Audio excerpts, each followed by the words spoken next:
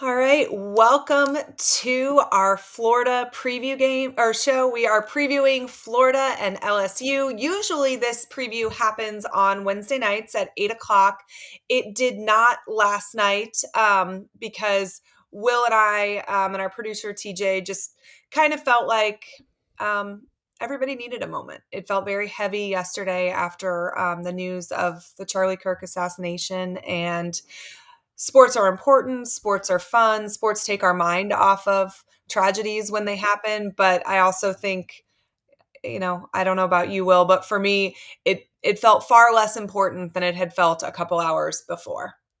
Definitely, yeah. I couldn't really get myself up to keep talking about what was going to happen on Saturday, yesterday afternoon. It was kind of a step back, reflect, call the people you care about and just sort of touch base with everybody and take a day. Yeah, it definitely is a good reminder that tomorrow is not promised, and we should all keep our family members close because tragedy can strike at any time. Allie Peak, Will Thomas. We are going to talk LSU. We won't be talking heavy stuff all the time, but I do really feel like it's important to acknowledge what happened yesterday was horrific. I do not care what side of the political aisle you sit on. Anybody that is willing to take violence into their own hands over politics is a monster. And I think that's something as Americans we should all be able to agree on. All right. Well, let's talk a little bit about this game on Saturday. Um, I am joined today by Will Thomas of Tailgate Talk SEC, and you guys are going to recognize him because he's been hanging out on a peek inside the SEC with us this whole season and has been such a great and knowledgeable addition. Will, events of yesterday aside, how are you doing? I'm doing pretty good. It's always good to wake up on a day with college football, even though it is NC State Wake Forest, but it's more football we get to watch. I am a more football is more football kind of person too. Guys, I'm really excited you're here to watch this live, but make sure you're also checking out a peek inside the SEC. Will, TJ, and I preview all the major games in the conference every Monday at 10 a.m. But you can catch that video later on if you're not watching it live. It's really fun to be able to get into all these different major matchups that feel like they're happening every single week in the conference. And this is a pretty massive SEC matchup, although maybe less so than we would have thought maybe a week ago. Florida is reeling from that loss to USF, and we've talked about it on the SEC channel. I feel like we would be remiss to not talk about it a little bit right now. But I mean, did this change your entire outlook on Florida's season? It definitely made me less confident that they could accomplish what I thought they were going to be able to accomplish in the preseason, right? Because I had them going 9-3 all over the summer. That is playoff, maybe. Maybe you can make the playoff with that record. After that USF game, I mean, you look uninspired to begin with. And with the schedule that Florida has, the margin for error has plummeted because now you can't lose 3 of these SEC games. You can only lose 2 of them. And there's like 9 more losable games on this schedule. So it's definitely harder to be as optimistic. But I mean, the roster is still there in Yeah. theory. And the reasons that people were believing, I do think are still within that program. So we'll see if they can bounce back. But definitely took a bit of it was a shock to the system for sure to see that happen on Saturday. Yeah, I mean, the end goal is still technically within reach. It Hmm. just feels like it's a much more of an uphill climb to get there than it felt before. And obviously it was going to be a climb no matter what. This is one of the toughest schedules in the entire country this year. But if you can't figure out a way to beat USF, it's very hard to see how you are going to consistently beat top 10 teams, which is what Florida is being asked to do. And I think, for me, the concept that this is year 4 and we have not started 2-0 once Yeah. is not a great indictment for on this coaching staff. I this would have been the year. This was the year we talked about how you kind of stair stepped into your challenges. You finally didn't open with a Utah or a Miami. You finally had the ability to kind of fine tune what you were doing a little bit before you headed into the meat of the schedule. And do you think Do you think it's more likely that this team and maybe the staff messed up and didn't fully focus on the opponent and were caught looking ahead? Or do you think this just is who this team is? I don't think Florida is a team that loses that game to USF at home more than 2 out of 10 times. I'll refer to USF, but I don't think that that's really what this team is. I think that kind of what you said is correct. It seems like Florida is going to play to the competition level every single week, whether that's good or bad. And that does seem like a consequence of maybe not the best coaching, maybe not the best competitive culture, but that seems like what we've seen where Mhm. they're going to struggle or maybe lose some bad teams. But we saw it last year, beat the Yeah. hell out of Ole Miss and LSU at home. Like it seems like they're going to play to the competition level, whether that's for the best or for the worst. And it's frustrating for fans, especially when it's bad. But let's say they go get a big one on the road, then you can kind of get some favor back. We have some comments on the side I'm going to read you. We can talk about, and then we'll get into this matchup a little bit. Let's see here. Muddy Water says, ready for Florida to keep it close until late in the fourth for Billy to screw it up and fumble the bag. He also says, also, if USF beats Miami this week, then I'm pretty sure the fan base will go slightly easier on Billy, especially if Florida can upset LSU too. So I have some thoughts on that, and I want to know if Mhm. you're on the same line of thinking as I am. One, I hope USF does beat Miami. I think Yeah, that would be glorious. I clearly hope Florida beats LSU. That would also be wonderful. But I still think, even if USF beats Miami, my issue would be that a program with less resources, less talented athletes, and a coach that's been there less time has figured out how to put it together and win. And we haven't. And I understand the concept that if USF ends up being a good team, this is less of a resume destroyer for the Gators. And I'm with people along that line of thinking, but I still think it's not a great look for a program with more money, higher recruited athletes, and a coach that's been there longer. definitely. I mean, I think I agree with both of those, right? So if USF goes and wins this game in Miami, first of all, I think they should be a top 5 ranked team in the country because the way the AP polls run right now is based off of preseason projections, which is incorrect. It should be based off of the And results on the field. vibes, according to whatever Yeah. that was, that's all. That was bad. But yeah, if USF goes and wins this game at Miami, there should be one of the top 5 teams in the country, which contextually makes that loss look better because losing to a top 5 team at home, you obviously it's a good chance to go beat someone like that, but it's not normally USF who is in that discussions, right? And Right. like you said, less resources, the talent profile is way worse. It's a newer culture and a newer staff. So it's still you're still losing to a non-power in-state school in your home stadium. That Mhm. is true regardless of what happens. So let's say USF does turn out to be really, really good and they take down a third ranked opponent to start 3-0. It makes a little more sense why they lost, but if you lost that game on the road, maybe you can kind of have the discussion. But yeah, losing to a non-power in-state school at home is really never something that fans are going to be able to just push under the rug because they turn out to be a good team. Floyd Young says, where is scared money don't make money? We saw it year one in a close loss at UT. In my opinion, that was his best coached game. Haven't seen it since then. Liquid Flame says, hey, y'all.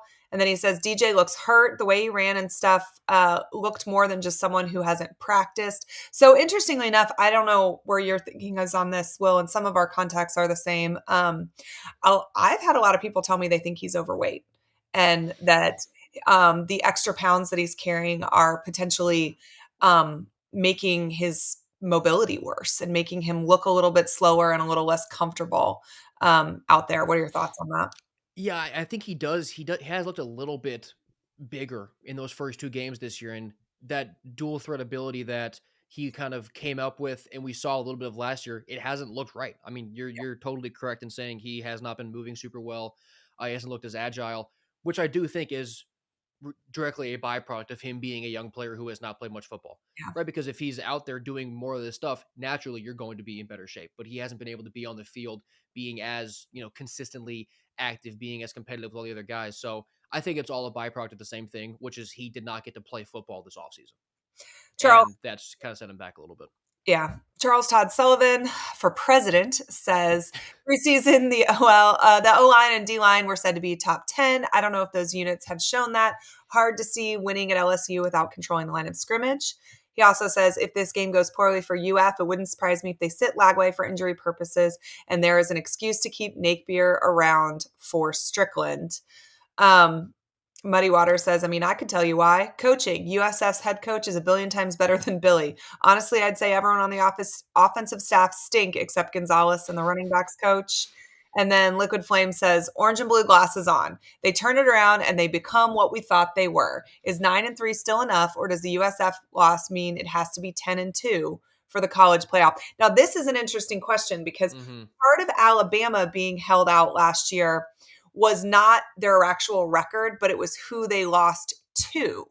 And so that's a really good point because when we were talking 9-3 and UF getting into the playoffs, we're sitting here with the assumption that it's going to either be Georgia or Texas or LSU or, Texas A&M, some combination of those that causes the three losses, a Miami team that's pretty highly ranked. So if it's USF, does it become 10-2?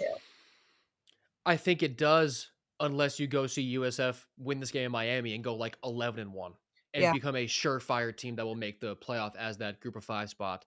But yeah, that is a really good point because if you lose, at A&M to Georgia to Texas, those are 3 good losses. If USF ends up going 9-3 in the American, even if they are good, maybe they do still make the playoff as the group of 5 team.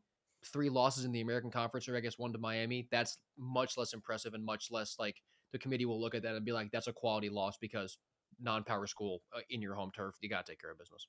Yeah. All right, let's get to this matchup on Saturday, 7:30 p.m. Eastern Time in Baton Rouge. LSU beat Clemson in week 1. They got that, 5-year monkey off their back, not winning their opener. Then they played a directional school and didn't win by a million, but they won. What are your thoughts on them so far? I was much more impressed with them through these first 2 weeks than I thought I would be, especially coming out of the Clemson game, mainly on defense because of how fast they're moving around, how physical they were. They have so many guys at each level who really are impact playmakers, and they have an absurd amount of talent on all the offense side of the ball. Does LSU, but it hasn't really clicked yet, which isn't out of the ordinary. But given how early Florida's getting them, I like this because if you get Florida in week 9, this offense is going to look entirely different than they do right now. Because looking at LSU's receivers, Aaron Anderson, Berrien Brown, Xavier Thomas, Bauer Sharp, and Chris Hilton Jr. combined right now for 0 touchdowns, which is absolutely absurd because all those guys are really good playmakers. So right now, LSU's offense hasn't really clicked the way that I think is going to down the road, which kind of gives you the sense that Florida has a chance to maybe hang in a lower scoring game because defensively, LSU has looked really, really good, way better than I thought they were going to. So that's actually something I had talked about all summer too, is that I really do like the placement for LSU on our schedule, particularly with the number of guys they have from the transfer portal. It does take Mm. a little while for things to click. You can practice, all spring and summer together, but it's just not the same as getting actual game reps. And I do think this team will look different at the end of the season than they did now. But interestingly enough, Garrett Nussmeier is the Heisman Trophy favorite as of today. Um, I think he's kind of like riding a roller coaster as your quarterback, but how much does he concern you? A little more than if we got the Garrett Nussmeier of last year. And I say that because during the Clemson game, he looked significantly more smarter, cerebral, and sharper, like dissecting the defense, dealing with the environment, and kind of cutting it up and running that offense than he was last year. Because last year in their big games against A&M, Ole Miss, and Bama, he had multi-pick games in all of those. So all summer I was talking about how this is going to be the same thing. I thought that's who Nussmeier was, and then he was a lot sharper. So he hasn't been like, explosive. He hasn't been slinging the rock around this year, but he has looked much smarter. I was really impressed with how calm and disciplined he was in that Clemson game. Because like what I said, I'm used to seeing him throw 3 touchdowns, but 2 picks in that spot. But he was really able to cut down and keep the ball safe, which is a big reason why LSU won that game. What are some things you think he does still struggle with? I mean, he's not fast. He's really not that mobile. I mean, he can run, but he's not a guy that you really need to put a spy on. He's not someone who you have to worry about in a dual threat game. Because he can't really evade pressure once it gets there. Clemson only had 1 sack. Louisiana Tech got 3 last week. So it's possible that I wasn't totally off when I said LSU's O line really needed time to gel. Just Mm. weirdly they were able to block Clemson, not Louisiana Tech. But 4 sacks through 2 games, that's a pace that Florida should look at and be like, "Okay, we can get to this guy maybe 3 or 4 times. Let's try and elevate that a little bit." And they had no So, issue getting to him last season at the end of the yeah, year. yeah. And that O-line last season was way better than it is this year, given how the amount of NFL talent they had on it. So, he's not super mobile, and if Florida's able to capitalize on that by getting pressure, try and get him moving around, given how he's not gonna be that fast, can't really get away from guys like Sapp or Gums, that there could be an advantage there. You alluded to it a little bit earlier in this live, but what are some other weapons that LSU have that UF fans should be aware of? I think really the running backs, right? So Caden Durham is back for his sophomore year. He hasn't looked really explosive, but he is getting most of the carries. He's averaging, I think, like 3.5 yards a carry. So just kind of a chip away guy right now. And Harlem Berry, who's a true freshman running back. Actually, Florida was kind of in on his recruitment, but he ended up at LSU. He has only 7 carries this year, but 57 yards. Like he's looked very explosive and very fast. I think that there could be a pretty steady dose of him this weekend. The wide receiver room really speaks for itself. But it is worth noting that Trey Green, their big tight end who should be playing power forward, I'm not sure he's going to play in this game. He seems like he hurt his knee. He's banged up. He's really their biggest red zone target and was going to be someone who I thought would be an X factor who would really mismatch against Florida's secondary. But if he's not playing, that does take a lot of pressure off of Florida's defense, especially in the red zone. Defensively, LSU has been very solid so far this year. They've given up 13 points total through their first 2 games. And again, directional school the second game, but still. Is that something they seem to have turned around in year 2 under Blake Baker, or do you think it's still too early? The jury's still out on that. I think it will be turned around by like week 5, just once we see them play more conference opponents, because we saw signs of improvement last year from where their defense was in 2023, which was effectively worse than if you just had me duplicated 11 times out there. And last year they had flashes, they had some injuries. This year they look so different with how fast and physical they play. You have Harold Perkins and Will Weeks at linebacker, Mansour DeLay and AJ Halsey in the secondary, and Bernard Gooden has been a big surprise for them on the defensive line with how effective he's been. So they have players at each level who are serious impact guys and have looked really, really good. And like you said, Louisiana Tech's offense, not great. Clemson's offense has not looked good at all. They profiled really well on paper, but that offense has not, they look bad against Troy, right? So we actually don't, I thought that Clemson game was a bigger data point than it's proving to be right now for LSU's defense. So I do still think they're very talented. I think they're much better than they have been, and they're developing really well. But I do still think the jury's out for just like 2 or 3 more weeks. We'll see how they play. But that is a very talented defense. So let's talk a little bit more about the trenches. So we're talking about LSU's O-line, and the O-line last year was better than the O-line this year, and we're kind of waiting to see, do they gel? But I have some confidence in UF's defensive line. They did lose LJ McCray, though, broken foot in the USF game. How confident are you in this matchup? I'm pretty confident really because of the flipping of injury reports here. So LSU starting center Braylon Moore, I think he's listed officially as probable on Yeah. their injury report or maybe questionable. But if he's either hurt or just so he can't play or he's just banged up, that's a big deal because the center literally is the centerpiece, like the quarterback of that offensive line. Sure. And Florida's defensive line hasn't dominated like we thought they would. Caleb Banks seems like he's playing this weekend. Mhm. Yeah. That is a major, I mean, you're adding the best player onto that defensive line to be in the interior. So now you have Banks in the middle, Sapp on the edge, Gums on the other edge. It's getting a lot deeper just with putting Banks back in there. So if Louisiana Tech could get to Nussmeier, I think the Gators could too. And just on the other side of that, it's not an easy task taking on LSU's defensive line for Florida's OL because they've looked a little underwhelming so far. Bernard Gooden already. I'll bring up Jack Pyburn just because LSU's admin clearly wants me to. I'm And Patrick Payton's there too. So they do have some decently talented guys. Pyburn's good for maybe one tackle on 1/3 down all game until he'll lose his mind. But they do have a pretty good talent profile on the defensive line. So I want to see Florida's OL really try and just take that step that we thought they would take off from the jump to be able to handle some of these LSU pass rushers. Um, okay, so let's talk a little bit about as a whole. What do you think are the most concerning thing about this LSU team from the UF perspective? If that LSU offense clicks into gear and goes like 2019 on Florida, I don't think that LSU's offense this year can do what their 2019 offense did with Burrow and all those guys, but their depth of talent and the overall speed is kind of similar. And it's going to be really hard for Florida to keep up with LSU if they do that, because like we saw in 19, that was a 42-28 game in favor of LSU. It was back and forth, but Florida just threw one more interception, couldn't quite keep up. So they need LSU's offense to still be gelling just one more week. If they're not ready this week, Florida can absolutely hang in it. But if LSU's offense is clicking with the depth of playmaker they have, Florida's young secondary, if that O line does hold up, if LSU scores 35, I have a hard time seeing Florida really hang in this game. Okay, so conversely, what should LSU folks who may be watching this be most concerned about from UF? Same thing happening last year, happening this year. If that team comes out inspired, if they turn a corner, if they're able to bang Nussmeier around, and if Florida's offense looks like a legitimate actual operation, because Florida's talent profile is not a question, and on paper this is a winnable game. I'll get Yeah. into it in my prediction, but like the way that the sports books are looking at this game is going to be really, really close. But the question really is just how well does Florida come out and execute after not executing at home? Can you really do it on the road in Death Valley at night? We'll see, but Florida should come out fighting because we saw them fight for Napier's job last year, and they know all the talk that's happened this past week since that USF game, and if they're going to fight for Napier again, this is the game to go out there and prove it.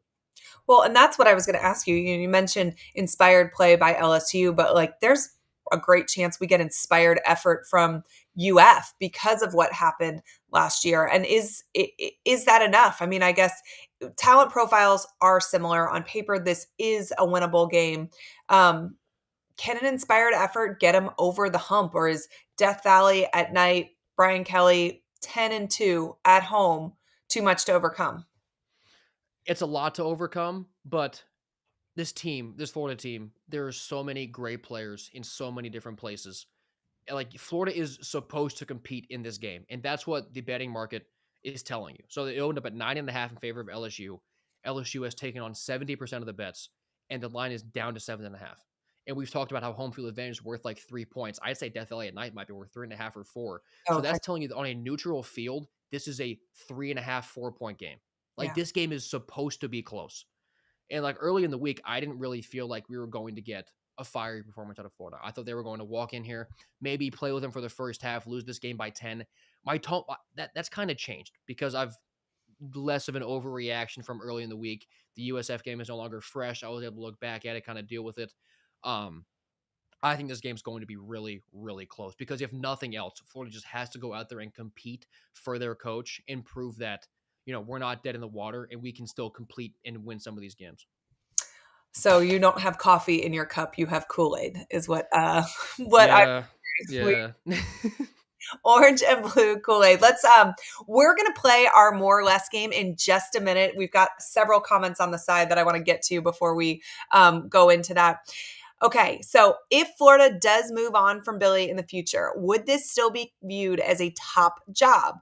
Would be the sixth head coach since 2010. A lot of the coaches would probably be intimidated by that stat.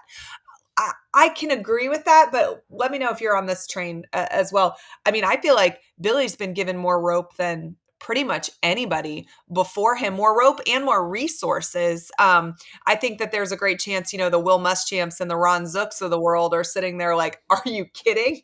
Ron Zook beat Florida State at home the night they dedicated Bobby Bowden Field and beat LSU, who was the number one team in the country, in Baton Rouge on the road the season he was fired. So, I mean, I don't know. Maybe they feel like, oh shoot, all I have to do is be semi-competent. Yeah, I agree. I mean, the Florida job is the Florida job for a reason. Mm. It is the flagship program in the state, TJ, and people want this Gators job. They Yeah. always do. And I do think what you said is right. Like Napier getting the leash that he has, being 20-20 to this point in his fourth year coaching this team, like that is a confidence boost for other coaches who would look at this job and be like, "Oh, I can go there and if it doesn't work out immediately, I'll get a leash under this current administration."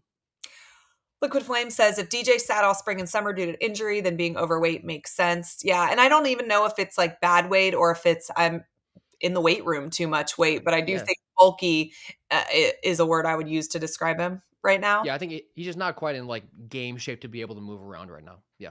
Mr. Bassman says, Allie, my concern is nobody wins there, and we're going to. I mean, they're 10-2. LSU is at home under Brian Kelly. That is, in my opinion, the toughest place to play in the conference. I think that the Swamp and Death Valley are 1A and 1B for sure, but it is an incredibly different animal. And we've got a quarterback going in who has not only never started in that stadium, but never played in that stadium. And, I don't know, when you run by that live tiger, it just, when you get pelted by batteries, so you have to leave your helmet on when you leave the bus, it just is different. Okay, let's see what else. Also, Gus Malzahn is proving the importance of having an OC. Unreal, the job Yeah. FSU has done with their turnaround.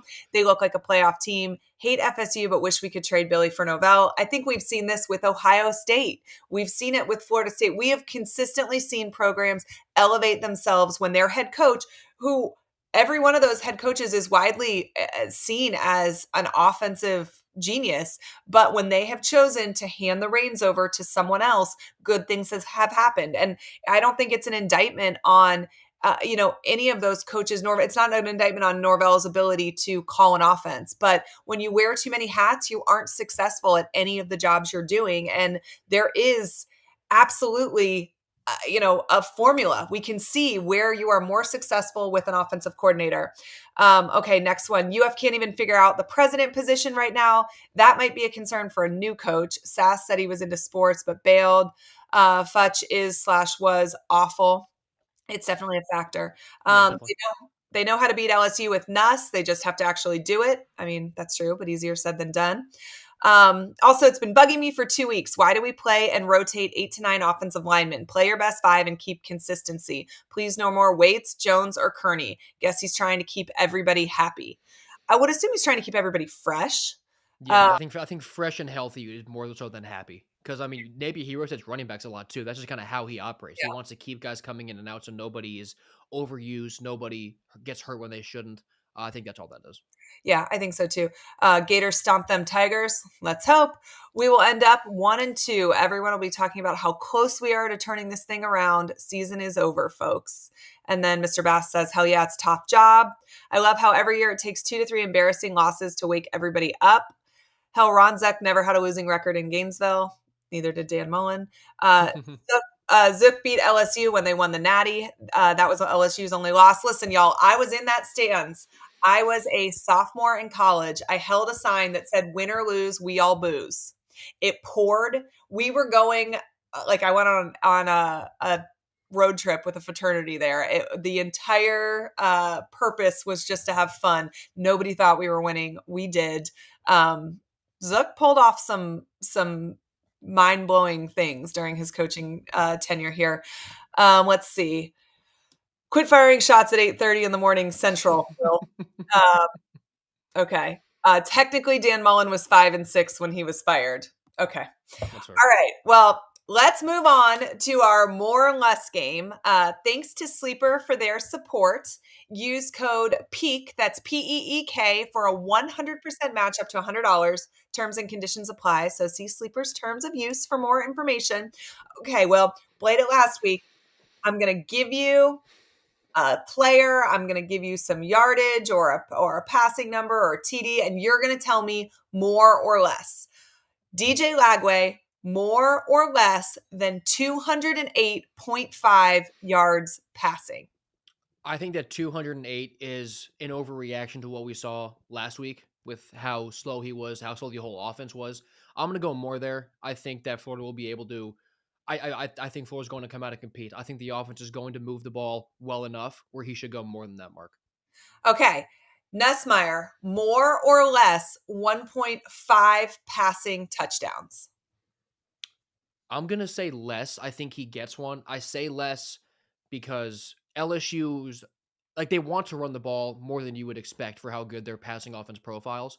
So I do think that when LSU gets into that maybe like that red area, I think you'll see them, especially without Trey Des Green that they lob the ball up to. I think you'll see them run the ball to try and get in the end zone more. So I'll go less on 1.5 touchdowns for Nussmeier. Okay. Jaden Ma, set more or less than 75.5 rushing yards. That seems like such a low number, and for that reason, I'm gonna say less. I think that Florida's going to throw the ball a good bit. They're going to have backs rotating, and LSU's defense is good enough. I want to say I think that's them showing 75.5 is they're trying to get you to say, oh, Jaden Ball, he ran for 100 last week or almost did. Let me go more. I think that's going to be a trap. I mean, I'm probably overthinking this, sure, but I'm going to say less because I think you're going to have Jacoby Jackson, there you'll have Lagway throwing the ball more. I think so. I'll go less than Ball, not because of him, but because of how I think the game's going to Okay, Trey Wilson finally got out of negative yardage last week against USF. More or less than 49.5 yards receiving for him this week. I said less on him last week and got burned, so I'll give him more. I'll give him some that I'll give that respect. It seems like with Dallas Wilson still out too, because I think that Dallas will be a big part of it. Trey does seem to be really that guy, which makes a lot of sense. I'm not surprised that he is the guy, but I'll go more. I think we'll hit 50. I think that he'll be Lagway's guy this weekend. All right, we did see a lot of passes go the tight end's way this past weekend. Doesn't mean that they were always caught, but let's talk about a tight end for a minute. Hayden Hansen, 35.5 receiving yards. Is he catching more or less? I'm gonna say less. I'm sure Hayden Hanson's an awesome guy. I need to see less tight ends in Florida's offensive scheme. Like they're just not they're not the pass catchers on this team. The receivers are so good. The running backs are so good. The tight ends just cannot be this integral a part of the offense. So I'm gonna say less because I hope that the game script goes to receivers and running backs more. Okay, last one. Aiden Mizell, more or less than point 0.5 anytime touchdowns. That's a good one. I think when they get to the red zone, you're gonna have focus on Trey. You'll have focus on VB. And they'll be stacking the box. I'll say he gets one because he got one. Yeah, yeah. Did he catch that one last week? I think he caught that one last week. Maybe it was Trey. I forget. But I'll give it to Aiden. I'll say more on that 0.5 because I think that the focus will be on the other guys. I think the focus will be on stopping Jaden Ball from getting in. I'll say Mazzell is able to sneak by, or maybe we get one of those plays like we had in the Georgia game last year where he just burns everybody and catches a big one. All right. Muddy Waters has one for you. He says, more or less, VB3 goes for a bigger return, possibly a touchdown. So let's say VB3 gets a touchdown return, more or less. That is so hard to say more on. I'm gonna say less just because of how rare that actually is, but I think he's totally right. He is so electric returning punts. Like he seems like already through 2 games, one of those guys you just don't want to punt the ball to. The other guy's Vicarious Wayne at South Carolina, who already has 3 punt returns for touchdowns this year. But I'll say yes, he gets an explosive one. It's very hard for me to just say more he'll house one because of how rare that is. But he's totally right. VB3 is an awesome returner. He is incredible. I hope we continue to use him and he gets used in the right way. All right. Well, this was super fun. Do me a favor, tell everybody where they can find you on social media so that they can argue with you as well. Definitely. You can find me at W Thomas Sports on Twitter. I also have a full SEC podcast and YouTube, both under the name Tailgate Talk SEC. So if you have anything you want to yell at me for, just come on over. I'd love to hear about it. Okay, I was about to let you go, but this one's hilarious, so I'm going to ask it before I send you out there. Mhm. UF has more or less staff on the sidelines than they did against USF. I'll say more. I'll say more. Let's just say more coaches on there. Why not? Double down. That's That's Napier said it in the press conference. He's going to double down on his brand of football. So more on the sidelines. I had a tweet this week where I said UF needs Doge, and I honestly, when I was watching, when the bad snap went over our punter's head and for a safety, at that point, then your team gets the option to kick off or punt, and it is clear that Trace Mack originally thought it was going to be a punt. Kickoff is what was called. I have an issue with that as well because you should practice that situationally so yeah. much that it's not a question of what you're doing. You know what you're doing because you've practiced that exact situation till you were blue in the face. And it was obvious Florida had not. But I digress. Trey Smack went to grab a kicking tee. And then he almost got a delay of game penalty trying to get back onto the field. And I watched him literally bobbing and weaving through random people in a polo on the sideline to try and get out there. And at that moment, and we knew we were going to lose that game at that point. And that, or at least I think a lot of fans were starting to Felt have like it. suspicion. I mean, I think at halftime when I looked at somebody, I was like, we're going to lose by field goal. Um, it, it if I had watched tape on that as a head coach, I think the first move I would have made was to throw half of those people or anybody that wasn't completely necessary up into a box for the next game because Mhm. it was actually making it more difficult for the players that needed to get on the field. And I don't know what their responsibilities are, but it can't be more important than having 11 people show up, you know, on a kickoff. So I don't know. I thought that was so wild, but you're right. We'll probably have more on the sidelines instead of less, and nobody asked me. But all right, well, this was fun. We will have to do this again soon. I appreciate you, and I'm sure we will be texting throughout the weekend. And fingers crossed, our Gators figure this out. Definitely. Thank you. Go Gators. Go Gators! All right, guys, let's go into this breakdown a little bit more. This looks like it was going to be a monster week 3 matchup, and it did lose some of its shine when Florida was stunned at home by USF. Again, that score was 18-16. Um, and I think that loss really stripped Billy Napier and the Gators of any margin for error, especially with Miami and Texas A&M just looming on the schedule. For LSU, the vibes are stronger. Oh no, it's not over. Don't worry, we're still going. Liquid Flame says, "Oh, it's not over." It's not. The Tigers rode an emotional opening win over Clemson, and they coasted past Louisiana Tech. A win Saturday would set them up as 4-0 before taking a breather against Southeastern Louisiana. The stakes are massive. Florida needs a bounce back to avoid sliding into panic mode.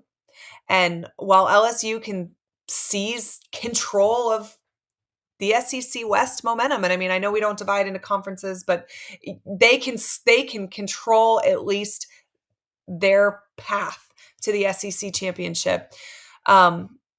And this would go a long way in helping with that. And it strengthens their playoff resume. So this is a really tough game and really important for totally different reasons for these teams. This LSU team can really solidify themselves as a potential playoff team. They can have some confidence as they head into more conference play. Florida's kind of in a do or die moment, and they have to win this game to keep fighting another game, another day. So let's talk about specifically what Florida has to do to win. And I think first and foremost, DJ Lagway needs to hit explosives. His average depth of target has dipped to 7.5 this year. It was 11.7 last year. And that means the offense looks stagnant. It's not moving in the way that we were expecting it to move.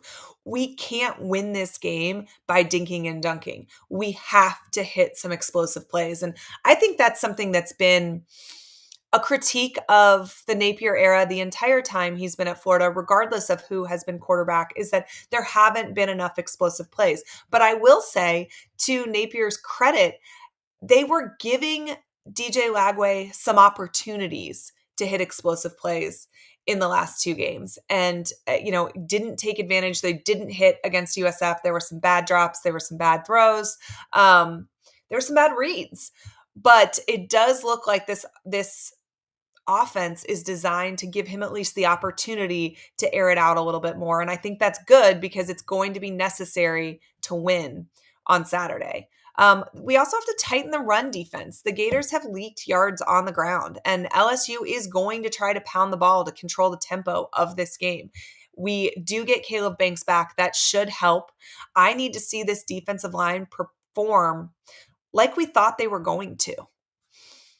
One of the biggest things Florida's got to do to win is to be able to handle the road environment.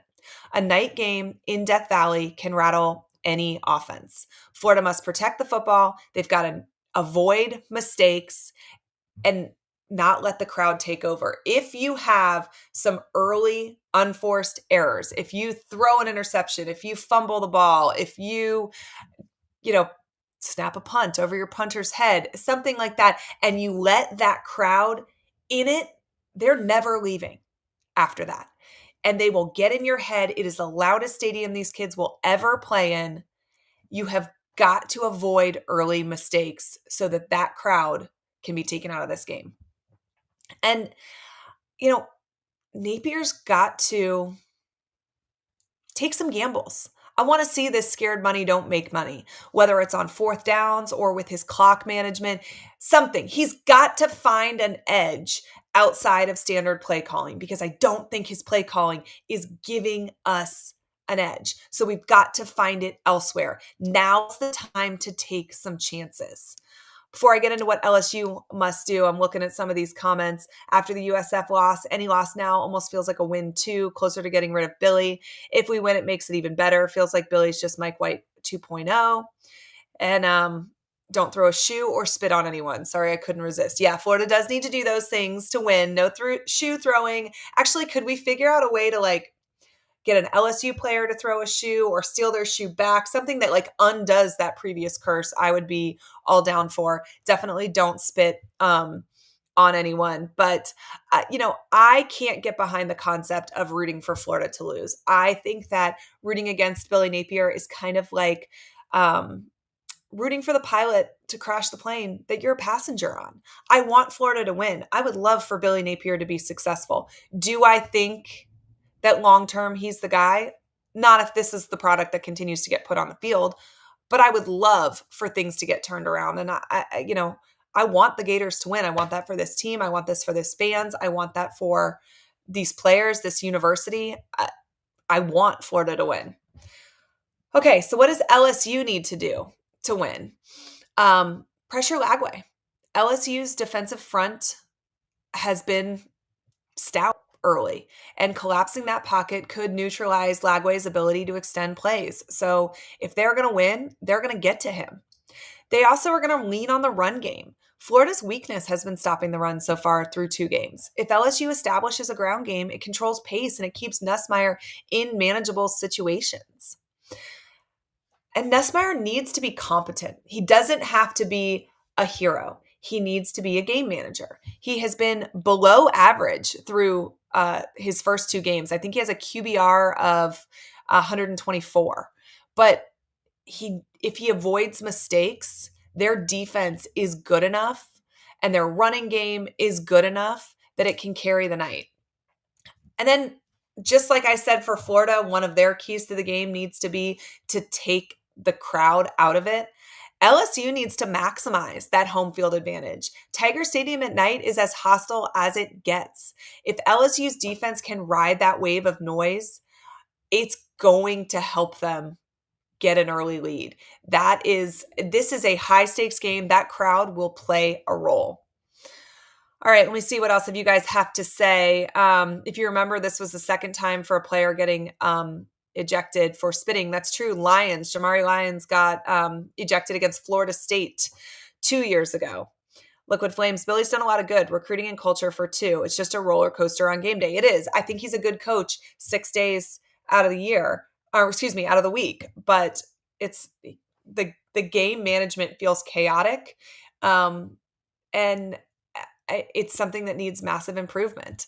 I want to see Dallas Wilson. I wanted to see him too. It doesn't seem like he's quite healthy enough. Hopefully we will see him soon. And I can't stand losing games either. Michael Dean says, even if we play mistake-free football, we will continue to be hampered by bad play calling and poor clock management. As Shane Matthews says, throw the ball downfield. Okay, so let's talk a little bit about some of these key matchups and then the 5 things I'm looking for, and I'll give a score prediction and we'll get out of here. Okay, so key matchups. Which quarterback is going to play more consistently? I think Lagway's ceiling is higher, but he's been up and down the last couple of games. And Nussmeier has just been consistent, but consistently mediocre. So which quarterback steadies first could decide the outcome of this game? And then the run game. LSU's rushing attack versus Florida's leaky run D. Is getting Banks back the key to this? Are they able to slow the run? And then is Florida able to establish a run? This offense should go through Jaden Boss, especially with some of the issues that DJ Lagway is having right now, probably due to rustiness. But while he kicks that rustiness off, let's run the ball. Can Florida establish a running game? And then defensive fronts. LSU's ability to pressure Lagway versus Florida's offensive line protection. This is supposed to be a top 5 offensive line. It has yet to play that way. But Billy Napier coach teams do tend to play up or down to their opponents. So will they show up? Will they protect him? Will they give him the opportunity? Or is LSU's defensive front just too strong? And then lastly, you knew as the punter's wife, I wasn't going to leave special teams off here, but both teams have been okay on special teams. I would say maybe solid. I don't know. I mean, Florida fixed their field goal issues. That poor snap last week stinks, but Rocco Underwood's had 2 bad snaps his entire career. He was long snapper of the year last year. So, I really, you're everyone is allowed a mistake. It is just unfortunate that his only 2 mistakes have come at really critical times. But hidden yards can prove decisive in deciding the outcomes of these games. And I do think that Florida has less something on the field. I think about punt cover last week. There was a punt that USF had that landed on about the 7-yard line. Florida's special teams him-hawed around and ended up bouncing into the end zone for a touchback. That can't happen. That yardage adds up. Okay, so what 5 things am I looking for? Number 1, can Florida rally the troops? Circling the wagons and getting the locker room to continue to buy in is maybe the thing that Coach Napier has done the absolute best during his time at Florida. So I do expect the Gators to show up and are ready to take on LSU. But that has got to happen for there to be any chance for Florida in this game. Number 2, I need to see him play disciplined. Game 1 of the season, they had no penalties. I thought that was an incredible turnaround from the year before. I thought it was especially noteworthy given the fact that they had rotated in so many guys who had never seen the field before. And just the more rotation, the more guys, the harder it is to play perfect. And they figured it out week 1. But then there was 11 penalties for over 100 yards last week. It is just unacceptable on every level, unacceptable. The spitting was especially atrocious, particularly given the fact that it happened 2 days after Jalen Carter was ejected during a Thursday night NFL game for the same thing. That was kind of seen around the world. So the fact that Bet did it 2 days later makes it even more insane to me. No more of that. This team needs to play disciplined. 3, can Lagway make good decisions? There were some times against USF where he did not make the right call. There were some RPOs that within the last few minutes of the game that he should never, ever have called. There was some questionable execution. And, in year 4, I agree with the argument that execution falls on the head coach because that's something that should be handled in practice. But we have a quarterback who hasn't really practiced spring or summer, due to several different injuries. So I want to see if he can make good decisions. That we've heard he's had a phenomenal week of practice, that he's getting, the quote was, exponentially better every single day. So I want to see him make the decisions we know he's capable of. And then 4, run the ball. This team should be running through Jaden Baugh first. I want to see them be able to establish the running game, and I want them to not get away from him when they find success. I feel like sometimes it's like, oh yeah, we did well running the ball. Okay, let's see what else we can make work. Go with what works. Run him. He is one of the top running backs in the SEC. Use him. And then special teams. I want to see mistake-free special teams. Florida has it in them. I don't know that there is many games that we have ever seen perfection from special teams under Billy Napier, though, and we need to see it, particularly Death Valley at night. All right, guys, before I give you my prediction, let me just read your last couple comments and we'll go from there. Just curious, not trying to start a ranting argument, just wondering how long do you expect Napier to be coaching at UF? 1 week, sometime during the season, after the season? So this is what I think. If Coach Napier is going to be fired midseason, which I don't know that that's going to happen, that is completely dependent on how the next few games play out. But let's talk through this scenario. The loss to USF was shocking. We didn't expect it. It's definitely a black mark on the resume. But he wasn't fired. This went, on in the tunnel after that game. So because you didn't fire him in the tunnel after that game, you go to LSU. This is a game that there was a great chance Florida was going to lose regardless of what happened against LSU. Florida is an underdog, and I think when people were predicting 9-3, this was potentially one of those losses. So even if he loses against LSU, I don't see a scenario where you fire him after LSU. From there, you go to Miami. That was one of the teams that was potentially a loss in that 9-3. I don't think you fire him there. Then you play Texas. Texas was probably a loss. So do you fire him for a loss that you knew was coming in July? Probably not. So even if they lose those three, the earliest I could possibly see Florida firing Billy Napier would be Texas A&M. And if they win Texas A&M, you're not firing him after that, even though he lost the other previous. So I think it would take a loss at Texas A&M for him to be fired, and that would be the earliest that he would be fired, in my opinion. But the other issue is this, and I think that, maybe this is an argument for why he's not the right person to be the coach at UF. I don't know. But who on that staff do you elevate to be your coach for the rest of the season? It's not realistic that you're bringing somebody in off the streets for just a few games. So who can you elevate that they can try and keep this thing together for the rest of the year? I don't know that there's anyone on the staff that you could say would be a good fill-in. So then you're left with, do we just let him coach and fire him at the end of the season, or do we make him a lame duck like Ron Zook and expect him to lose his job but stay on and coach these players? There are some hard questions that this administration will have to face if that is the way that this season goes. But right now, there's still a path to preserve the season. So, win or lose against LSU, I don't think a firing happens this week. But their backs are against the wall, but there's a path. There's a path out of this. So we're going to see. O-line doing fine. Lagway's never under pressure. I agree, Allie. I think this game, the Lions play as good as they look on paper. Muddy Waters, I want to see an interception, 1 sack and 0 interceptions through 2 weeks after all we've heard all offseason and what we saw at the end of last year. Definitely need to see the hunger. Norman says, I hear a lot about Billy's culture. The lack of discipline shown last week didn't show me much about how great his culture is. And then Fish Hike Travel says, Lagway comes out bawling, drives the field for a TD. The defense gets pumps and plays lights out. Gators by 3 scores.